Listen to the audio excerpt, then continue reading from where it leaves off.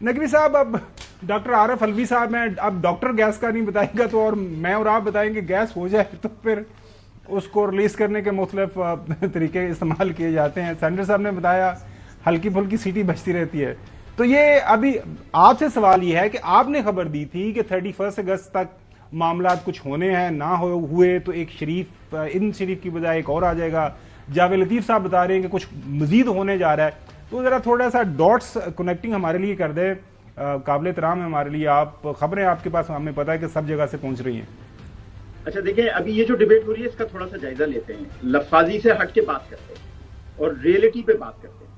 नवाज शरीफ साहब के जाने को नवाज शरीफ साहब के आने से जोड़ते हैं।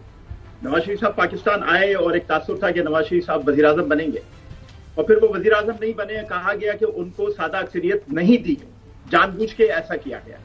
देखें, अब सादा अक्सरियत किसी भी जमात के लिए लेना पाकिस्तान की जो सियासी बाइफर्केशन हो चुकी है उसमें इंतहाई नामुमकिन है। एक जमात पूरी सूबे सरहद से तमाम नशिस्तें ले जाती है, एक जमात पंजाब से अक्सरियती नशिस्तें ले जाती है, एक जमात सिंध से सारी नशिस्तें ले जाती है। तो अगर ये सीटें 3 जमातों में बढ़ती है तो कोई भी जमात सादा अक्सरियत नहीं ले सकती। तो इसके पीछे जो भी कॉन्स्पिरेसीज बिल्ड कर रहे हैं, ऐसी कोई बात नहीं है। फिर बात की जाती है धांधली की, तो ये कैसी धांधली थी कि नवाज शरीफ मानसेरा से हार गए? ये कैसी धांधली थी कि राना सनोल्ला जैसा ताकतवर तरीन आदमी हार गया? ये कैसी धांधली थी कि ख्वाजा साद रफीक जो इमरान खान को जब लाया जा रहा था उस वक्त नहीं हारा, अब हार गया? ये कैसी धांधली थी कि और इस तरह के बड़े नाम मौलाना फजलुर रहमान डेरा इस्माइल खान से हार गए? तो ये धांधली वाली बात भी बिल्कुल सही नहीं है। अब हम बात करते हैं कि नवाज शरीफ साहब वजीर आजम क्यों नहीं बने और वो प्रेशर बन रहा है जिसकी आप बात कर रहे हैं। तो बात यह कि नवाज शरीफ तो अपनी पार्टी के सरबराह है ना। नवाज शरीफ साहब डट जाते, कहते मैं बनूंगा वजीर आजम, मैं पार्टी का सरबराह हूं, मैं एमएनए भी हूं, लेकिन वो नहीं बने। उन्होंने खुद ही गिव अप किया, वो खुद ही पीछे हटे अपने भाई के लिए और अपनी बेटी को पंजाब में वजीर आला बनाया। तो इसके पीछे भी जो कॉन्स्पिरेसी थ्योरीज हैं वो सिफर हैं। अब बात करते हैं प्रेशर कुकर की, जो आपने नकवी साहब एक सवाल मैंने भी आपसे करना है, अगर इजाजत दें तो। नकवी साहब एक सवाल मैं करना चाह रहा हूं। आप कह रहे हैं कि जी इंतखाबात में ये जो लोग हार गए, अभी जितनी रिकाउंटिंग हो रही है तमाम के तमाम में पीटीआई तो हार रही है।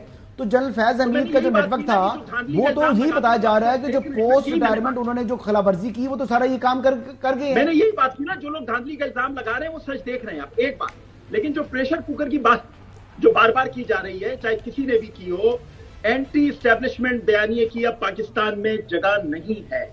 ये याद रखिएगा, एंटी एस्टेब्लिशमेंट बयानिए की, एंटी एस्टेब्लिशमेंट पार्टी की पाकिस्तान में जगह नहीं है। उसकी वजह सिर्फ यह है कि एक जमात एंटी एस्टेब्लिशमेंट होकर इतना एक्सट्रीम पे चली गई कि जिसने पाकिस्तान की जड़ों को खोखला कर दिया।